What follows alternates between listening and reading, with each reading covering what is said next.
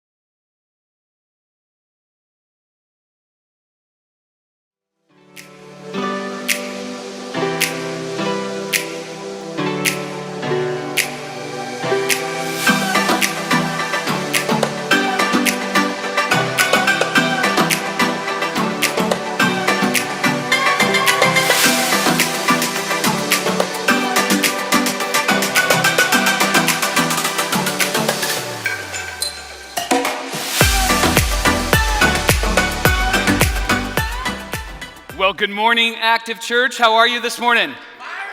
Fired up to be at church? I love it. So good to see you. If we haven't met, my name is Mike, and I serve on the team here at Active Church, and we are one church in two locations, so welcome to the Yucaipa location, and welcome to those watching from our Redlands location. Yucaipa, can we give it up for our friends that are watching from Redlands? I had the incredible opportunity of hanging out with our Redlands location last week, and you guys are incredible, and you're doing a great work, and we're honored to have you a part of the family. If you are a guest with us today, man, thanks for coming and hanging with us. There is a Connect card in your seat back. If you want to grab that and fill that out and bring that to Guest Central at the end of service, that would be awesome. Our team would love to meet you, give you a free gift. You can also text welcome to the number on the screen. Either way, stop by Guest Central at the end of service. If you have kids, you can pick up kids and then come back to Guest Central. But it's our way of saying thank you for being here at Active Church. We're honored that you would take some time to hang out with us. Today is First Step Sunday, and we are so excited about today because this is your opportunity to tell a better story. We believe that each better story is one decision away. And your decision today is to come and have a free meal. It's that simple. Maybe you haven't gotten involved here. Maybe you haven't gotten connected. Maybe you're looking for that next right step of faith. Today is the perfect day to come and hang with us. Right after this service, Redlands, Pastor Joe and the team would love to have lunch with you. And Yucaipa, right after our second service, the team and I would love to have lunch with you. We'll share some stories about what God is doing at Active. We'll talk about your story. You'll meet some people that are in your season of life. It'll be an incredible time. So come and hang with us at 11:45 in Redlands. 12:30 in Yucaipa, I remembered that, and the slide's right there. So we would love for you to come and hang with us here at First Step today. Over the last couple of months, we've had some really important conversations, but also very personal conversations. See, we believe at Active that nothing is off limits, that we should be able to talk about everything because we're talking about everything outside of these walls. So why not have those conversations in a safe, compassionate environment where we can pursue God? And so we've really had some important but very personal conversations over the last few weeks. 2 months ago, we walked through a series called You're Not the Boss of Me.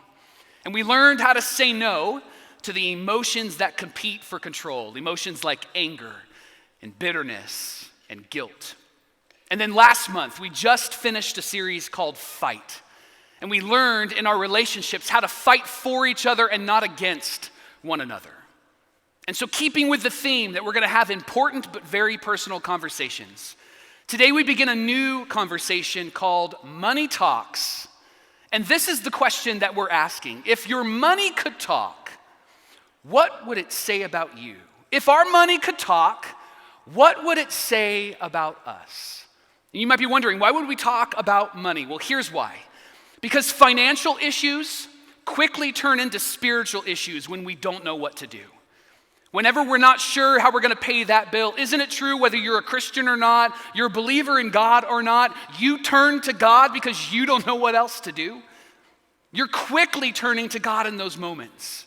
What do you do when you're not sure what to do, especially in the financial world? In fact, most of the fights and the arguments that we have in relationship have to do with resource. and finances. And so we're asking the question, if money could talk, if our money could talk, what would it say about us? Maybe you would immediately respond with, I already know what money would say about me. I'm aware of it. I spend more than I bring in. I'm guilty of showing up to my house and excited because there are Amazon boxes waiting for me. You look forward to coming home, not just to see your family, but to see that little mark on those boxes. And then you wonder, what did I buy, right? I'm not sure what this is. My wife has said that to me multiple times. Hey, we got a delivery. And she goes, what is it? And I'm like, I don't know. Well, I guess it's going to be Christmas at our house when we get home, right? Or maybe you would say, I should have known. I should have known to plan for that. I should have known to be prepared for that. I should have put money away. I should have put money aside. I should have thought about that, but I didn't. So if money could talk, I don't think that we would be surprised at what it would say about us. Now, before we do anything else, I want to address what could potentially be the tension in the room. I get that some of you might be uncomfortable with this conversation, and you're already thinking about where you're going to go next Sunday because you're not sure if you want to be a part of the money conversation, right? And that's okay. I know that that's a real tension here in Yucaipa and in Redlands, those watching online. That's okay. I get that that's a real tension. And you're skeptical. You're skeptical of this conversation because it just seems like every time you hear a story about a Christian leader or about a Christian church, it seems like they're using the resource of really good people who are searching after God. And they're using that resource to pad their bank account or pad their wallet. And it just seems like nobody has integrity when it comes to resource. These people are giving their gifts to God, and the church is misusing those gifts. It just seems like every time you turn on the news or every time you jump onto social media, somebody is doing something that lacks integrity. And so when you hear this conversation about church and money, you immediately get uncomfortable. And could I just say to you, I'm with you. You have every right to be skeptical, especially if that's been your perspective, especially if that's been your experience, especially if that's what you've seen and heard. And the only response that I would have to you is this: you have every right to be skeptical. And I can say this. I know it seems like it's every church and every Christian, but the truth is it's not every church and it's not every Christian. And I can only speak for us. But what I can tell you about these people and this church, and what I can say about myself is that isn't us. We strive to be full of integrity when it comes to resource, not because we want something from you, but we really want something for you. And as we engage in this conversation called Money Talks over the next 3 weeks, I want to ask for something big from you, especially if you're skeptical. I want to ask for the benefit of the doubt. For the next 3 Sundays, so 3 days out of this month, I want to ask for the benefit of the doubt. That you would begin to maybe potentially create a new category. Because what I believe you'll hear about over the next 3 weeks will be irresistible. It'll be attractive. It'll cause you to be curious. And curious people lean in. And maybe you've been skeptical for a long, long time, and it has caused you to be skeptical about God. My hope over the next 3 weeks is that perspective can begin to change, but only you can change it. So 3 days out of this month, I would just ask for a favor, the benefit of the doubt. Because I believe that what you'll hear and experience over the next 3 weeks will be a game changer for you. And what it'll cause is it'll cause you to want to be generous. And there are people who sit in this room and sit in our room in Redlands that are the reason why we're able to sit here. There are people in this place over the next 3 weeks that are just going to celebrate the things that we talk about because they're putting them into practice. I'm believing that this conversation will shape you like no other conversation we've had before. Because it's personal. And our resources and our money, it's very personal, isn't it? And so we want to talk about what money would talk about if it could talk about us. And I believe that if money could talk, it would say this to us: I can add meaning to your life, but I'm not the meaning of life. I can add meaning to your life, but I'm not the meaning of life. See, here's the thing about money. Money is a terrible end. Money is a terrible goal. And if you make money your goal, stuff your goal, resources your goal, what you'll end up with at the end is a lot of stuff and isolated and alone. Money will ask you to sacrifice the things that you love for it. Money is a terrible goal. Money is a terrible God. Money will not fulfill you like you think it will fulfill you. Money is a better means to an end. Money can help you accomplish some pretty significant things. In fact, I personally believe that generosity is the thing that will change the world. We can talk about the gospel of Jesus, but if there is no action behind it, it is fruitless in this world. But when we decide to be generous, when we connect our hearts to our hands, our stuff to our action, our resource to the world, I believe that things will change. Money is a better means to an end. It can help you accomplish some really great things personally and publicly. It can help you serve others in a really significant way. And what's interesting about resource, what's interesting about possessions, what's interesting about money is this, that there is a parallel between if money could talk and what it would say, and what Jesus said when he did talk about money.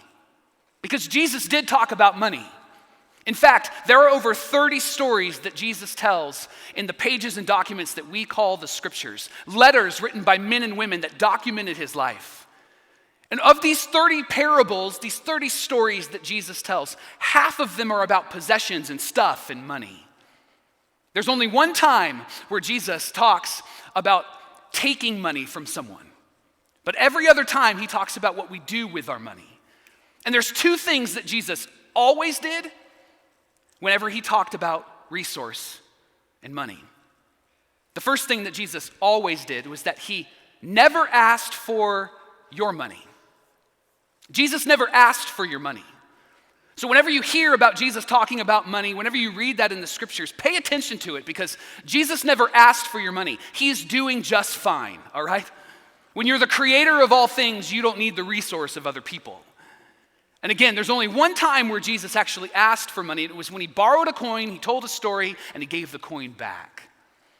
And then there's another thing that Jesus always did whenever he talked about money. Jesus talked about our hearts. He talked about your heart and my heart and the hearts of those people that he was connected with. And the reason why he spoke about it was because of this. The way that we handle our money is an indicator of what's going on in our hearts. It's a reflection of what's stirring inside of us. Who's number one? Who is the priority? Jesus put it this way: where your treasure is, there your heart will be also. And the reason why Jesus talked about your heart every single time he talked about your money is because if there's one thing that Jesus wants from us, and there is only one thing that Jesus wants from us, Jesus asks for your heart. Because your heart represents your life. Your heart represents your feelings and your emotions and your passions. Your heart is the thing that you give away when you fall in love. Your heart is the thing that gets broken when you fall out of love. Your heart is the most valuable possession that you have. And you get to give it to whatever you want to give it to.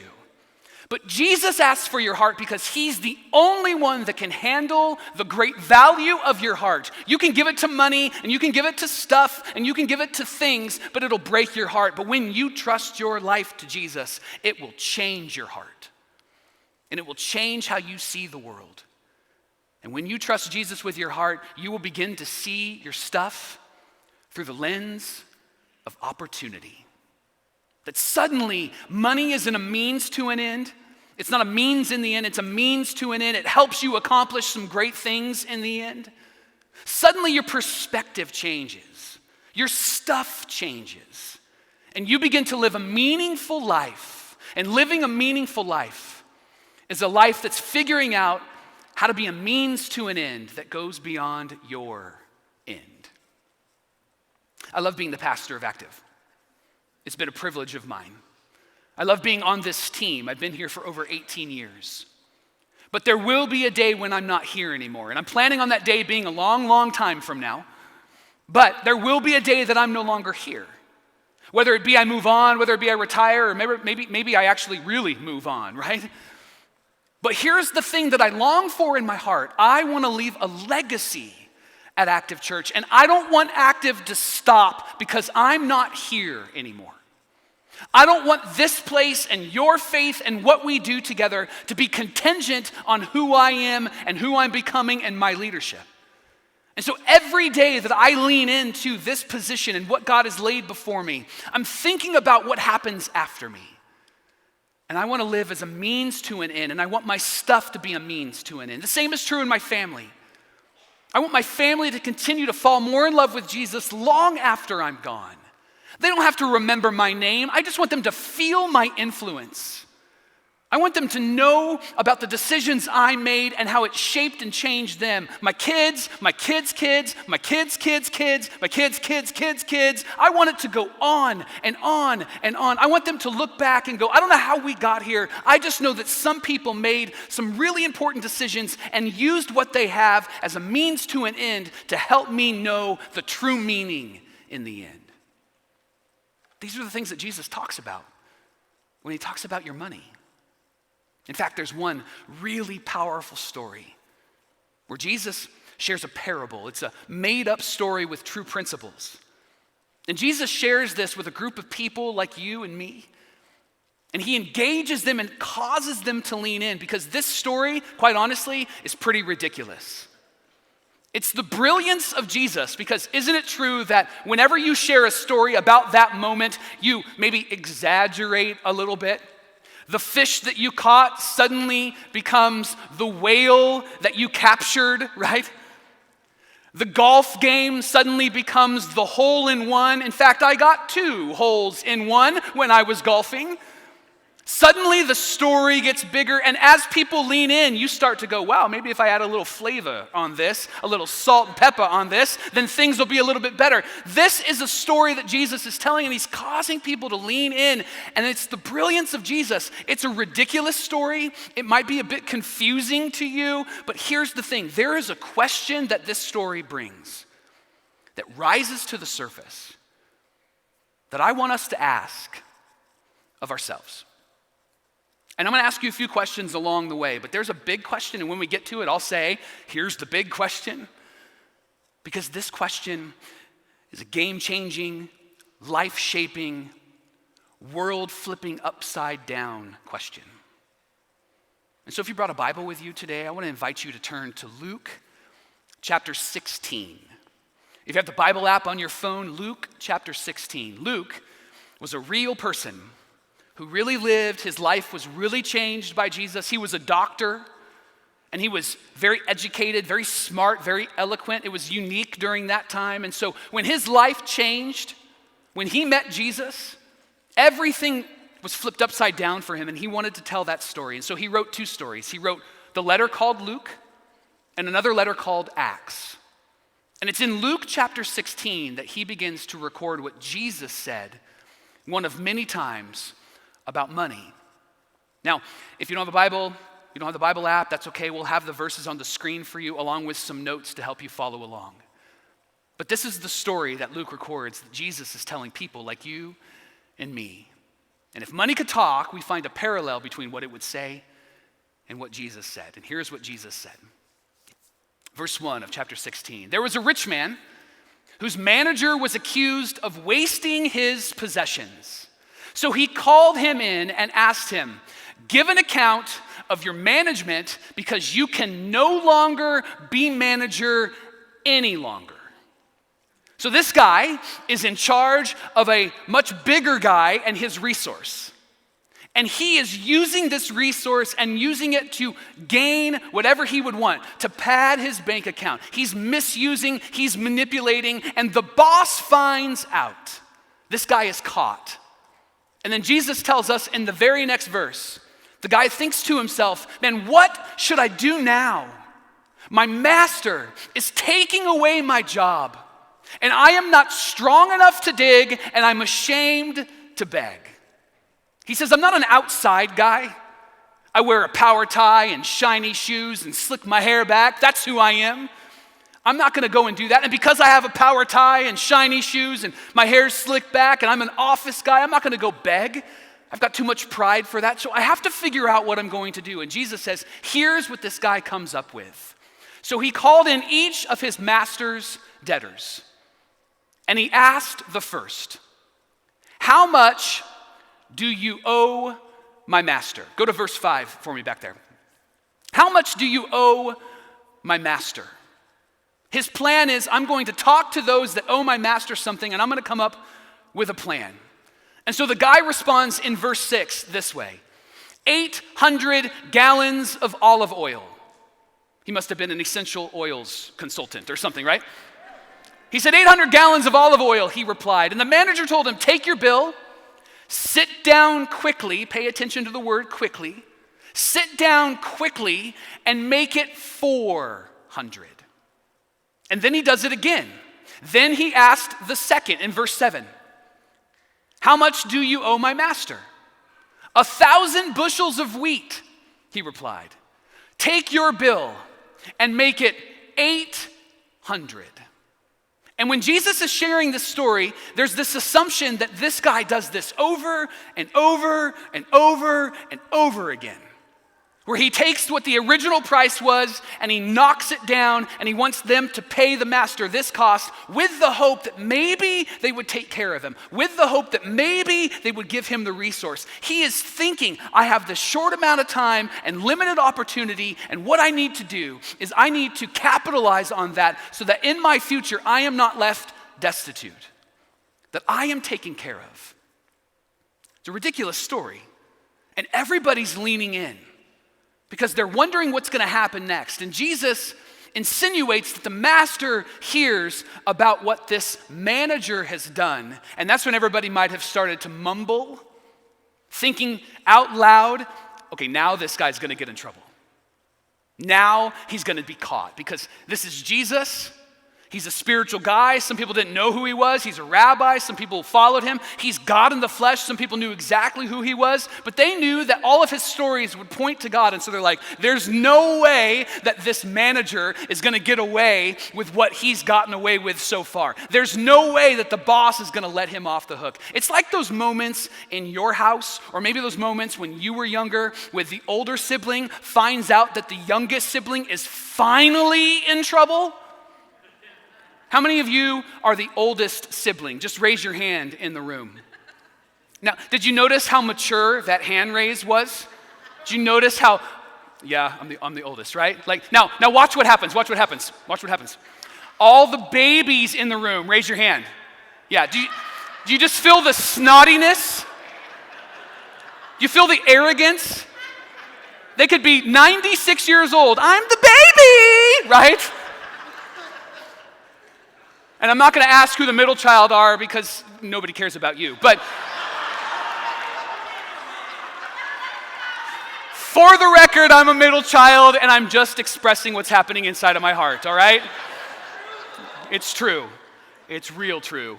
And we all should go to counseling together, all right? All right? But here's that moment where this guy is going to be caught, and everybody goes, oh, he's going to be caught. And then Jesus shares the next part of the story, and he says this, the master commended. What? The master commended the dishonest manager because he acted shrewdly. Wait. Time out, Jesus, time out. Don't you mean the master condemned? That's what you mean. Let me correct that for you, Son of God. Let me correct that. This is how it's supposed to go, because this is how I want it to go. Don't you mean that the master gave him consequences? That's how it's supposed to go. So Jesus, let me just correct that story. Where's the whiteout? Let me fix it for you. Jesus says that the master commended the dishonest, in case you weren't aware, Luke puts that in there, the dishonest manager. Because he acted shrewdly. He took advantage of the little time, an even smaller opportunity, and he made a decision with the future in mind.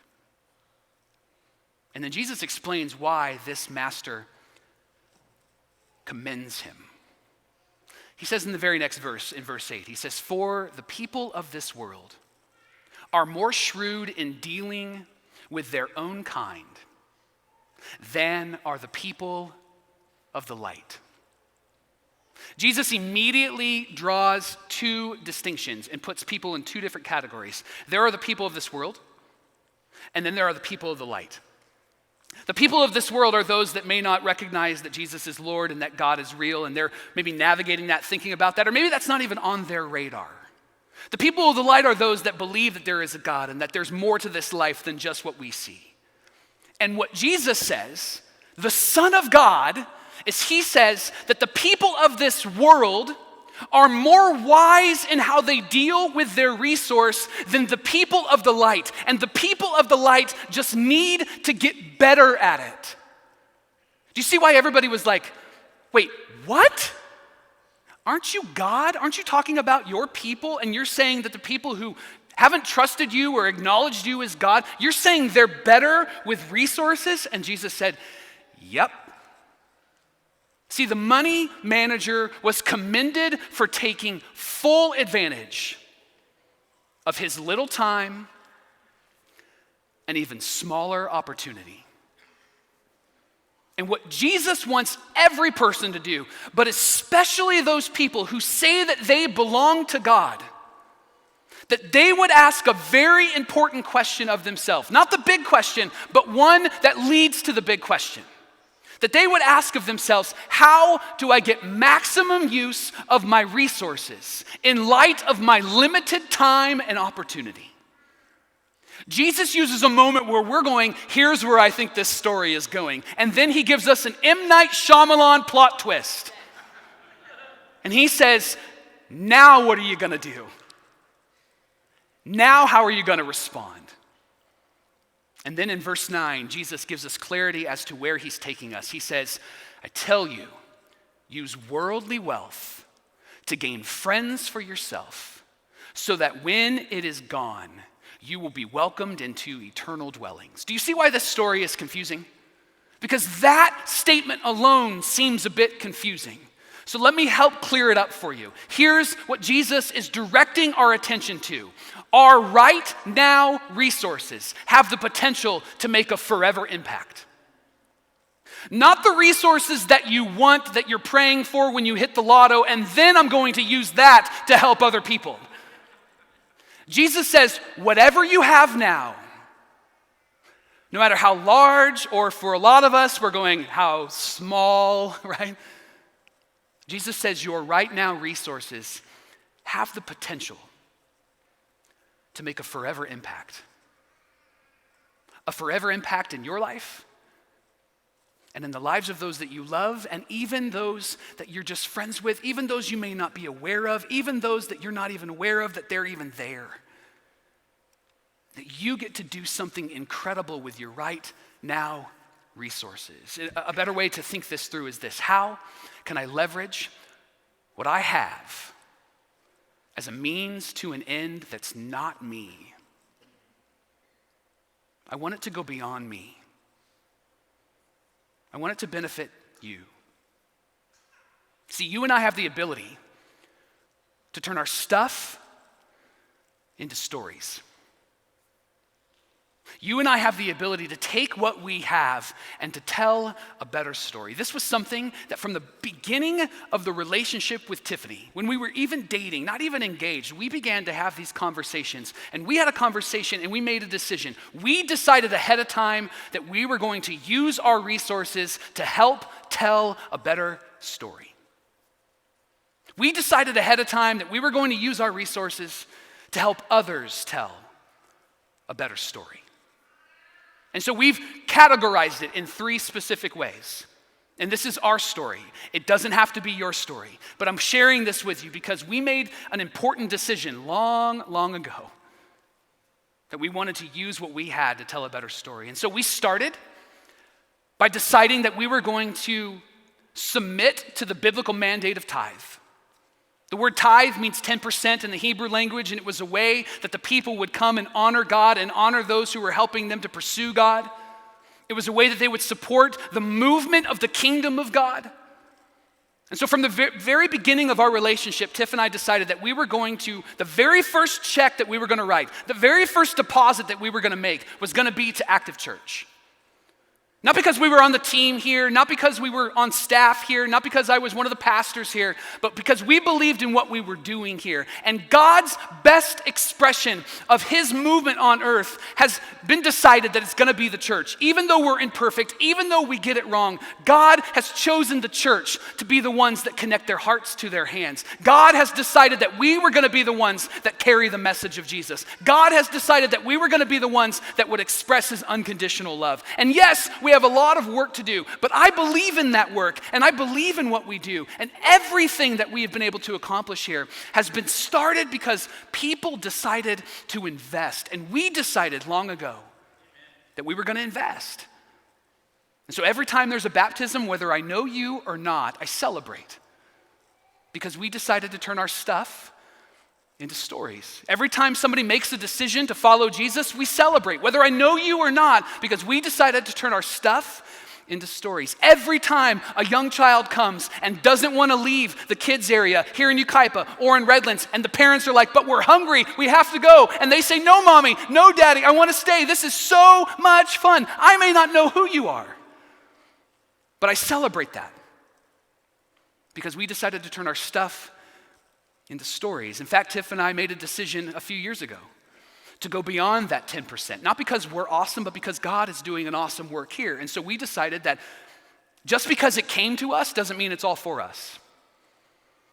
Because we believe in the movement of what God is doing in the local church, specifically here at Active Church, and we never want Active to have to go, well, we don't have the funds to be able to accomplish this. We always want to be on the side of, we're behind you, we're with you, we're leading this, we're moving forward because we decided to turn our stuff into stories. Then there's a second layer.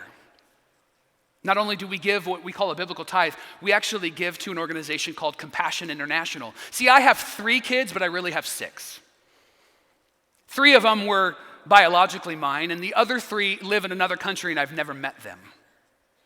But we've been adopting them, and we've been supporting them for the last 10 years, and they're the same ages as my kids. And we've been sending resource once a month to help clothe, educate, and feed them. My kids have written letters back and forth. We've sent pictures back and forth, and for the last 10 years, we've supported 3 young individuals to help them tell a better story because we decided to turn our stuff into stories. And then my favorite is the third category that we created. We call this the whoa category. Those moments where our heart gets stirred and we go, whoa, we want to be a part of that. It's this freedom that we've created for ourselves. It's this resource that we don't touch, that we go, Operation Christmas Child? Yeah, we want to be a part of that. Someone needs support to go to Mexico at the Niños de Baja orphanage and can't afford it? Yeah, we want to be a part of that. Hey, we want to be able to give some resource to the local pregnancy center? Yeah, we want to be a part of that. This is the moment that we've decided, and we have some freedom in it, where we decided we're going to turn our stuff into stories. And here's the thing that I know about you because it's true about me. For all of us, several things factor into our financial decisions, don't they? Several things factor into your financial decisions. Several things factor into mine. Maybe the questions that you ask yourself is, can we afford it? Is it reasonable? It's just really pretty, so let's get it. I really want it. Several things factor into your financial decisions. But what Jesus is talking about in this story brings the big question to the table. And here's the big question. Do you want more stuff? Or do you want more stories? Do you want more stuff? Accumulation, upgrades? Or do you want more stories? Life change, heart change. I'm asking you to ask yourself this question. And here's the beautiful part of it. You can answer it however you want. It's up to you. Do you want more stuff or more stories is simple, but complicated. Because you have to wrestle through what that means for you and for your relationships and for your family. And listen, you can answer this question with, I want more stuff. I want more stuff. And you'll still be loved. You'll still be welcomed. God still will allow you into heaven because it's not through your works that you get into heaven, it's through Jesus Christ. But here's the thing that I just want you to be aware of if you say that you want more stuff. Nobody will talk about your stuff in the end. Your money doesn't play well at funerals. Everybody will tell stories in the end. They'll tell stories about you. And you get to decide what kind of stories they tell. In what you do with your stuff. Do you want more stuff or do you want more stories? See, if money could talk, it would tell us that it's not going to bring meaning in the end, but it is a good means to an end. And it has a parallel to what Jesus said about money. Jesus said money can add meaning in life when it's used for something that goes beyond this life. And then he's not done. He just wants you to lean into the responsibility that you and I have with what we have. Jesus says in verse 10, whoever can be trusted with very little can also be trusted with much. And whoever is dishonest with very little will also be dishonest with much. Before we go on to the next verse, I just want to say this. Some of you are waiting to be generous when you have plenty. Some of you are waiting to be generous when you have an abundance. Listen, generosity doesn't come from abundance and doesn't come from plenty. Generosity starts in your heart. It starts with what you have. And until you see what you have as a gift, you will never treat it as a gift. Jesus says this in the next verse. So, if you have not been trustworthy in handling worldly wealth, who will trust you with true riches? See, money is a test to see what you'll do with things that are better than money. Which is why Jesus talked about money and your heart all the time. Because it's a reflection of what's happening inside of you. See, the perspective that Jesus wants us to hold when it comes to our stuff is this. We are managers, not owners. But far too often we hold it close because we believe we own it. And when you decide that you've owned it, you will never let go of it. Because you'll believe that just because it came to me, it must mean that it's all for me.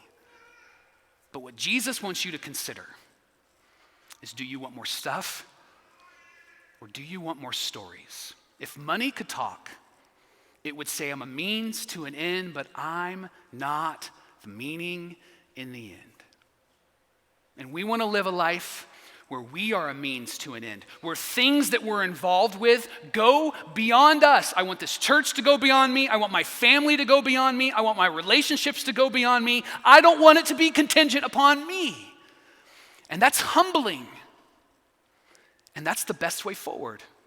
If being a means to an end is what gives life meaning, to what end do you want your life to be a means? If being a means to an end is what gives your life meaning, to what end do you want your life to be a means? Let me help you just break that down. Let me tease it out for you. Here's some better questions that you can ask of yourself in your own time, privately, in your relationships, with your kids, with your family. You can ask these questions of yourself. First question. What do you want people to celebrate about you? Your stuff? Or your stories? By the way, stuff's not bad. The car that you drive, it's good looking. The house that you own, it's awesome. Your new flooring, I'm gonna put some socks on and I wanna slide across it, all right? Stuff's not bad. You just get to make a decision if you want more of it, more stuff, or more stories. So what do you want people to celebrate about you? Second question. What breaks your heart that you're doing something about? See, we hear about a lot of things that happen in our world, and we say somebody should do something about it. Okay? I had a friend tell me years ago, great mentor, great friend, that said, Mike, don't ever pray that God would feed somebody when you have a cupboard full of food. You know how awful that was to hear? But how empowering it was to hear? What breaks your heart that you want to do something about? Does stuff break your heart, or do stories break your heart?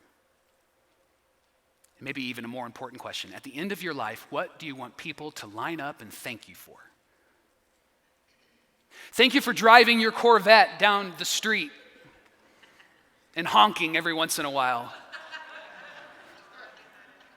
Thank you for letting us walk by your home with your lawn all prim and proper and mowed. Or thank you for letting us borrow your car because we don't have one.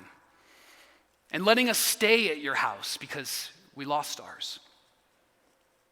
At the end of your life, what do you want people to line up and thank you for? Your stuff or your stories? And by the way, if you don't answer these questions, your appetite will answer for you. You know what your appetite is, right? It's the thing that's never fully and finally satisfied. I'm so hungry, and then you go and eat, and I'm so full, and then an hour later, is there any snacks around here?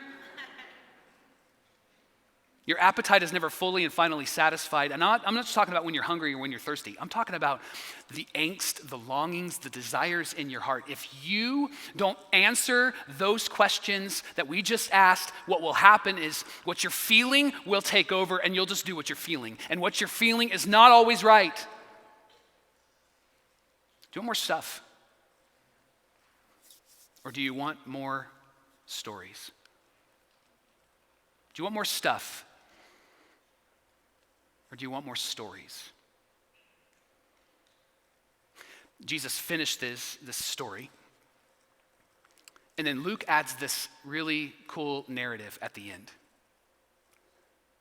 And he just puts like an exclamation point on this story. Luke writes this in verse 14. The Pharisees, who loved money, who loved stuff, the religious leaders, they heard what Jesus was saying and they were sneering at Jesus. Now, I don't know what sneering is.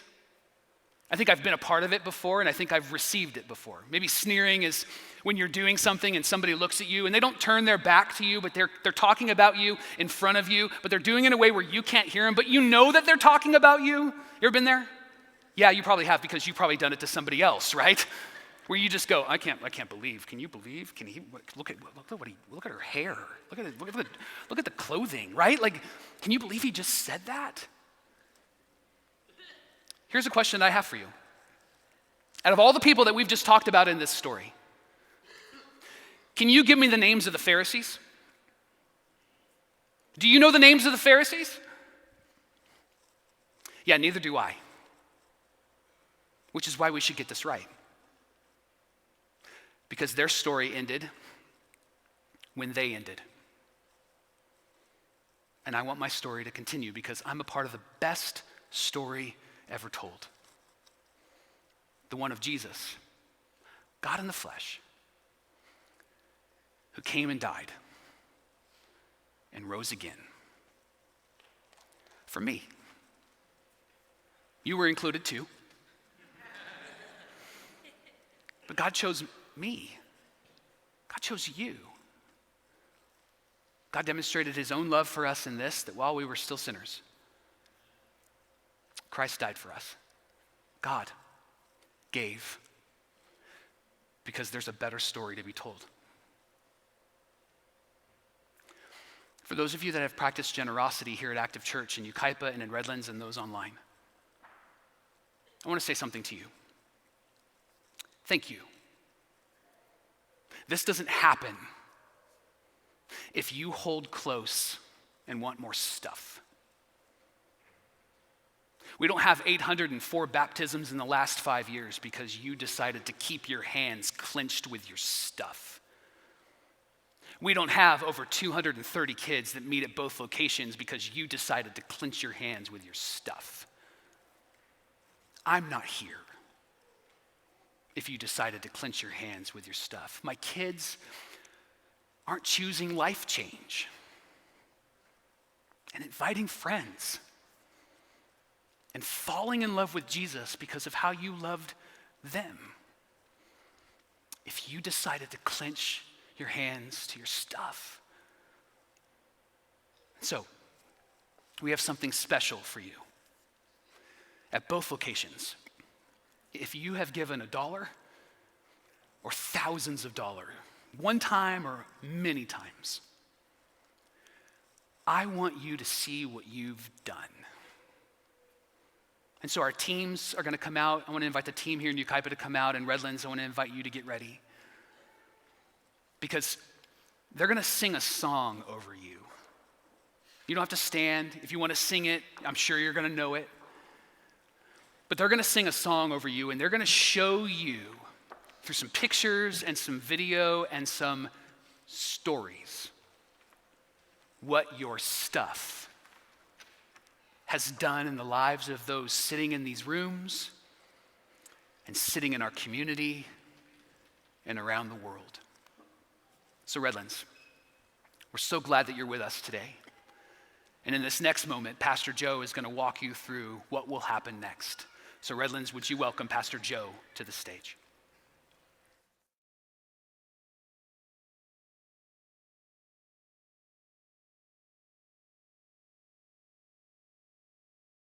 Thank you again for joining us for this week's message. We believe your generosity is changing the world. If you'd like to partner with us, click the link in the description below. And we'll see you again next week.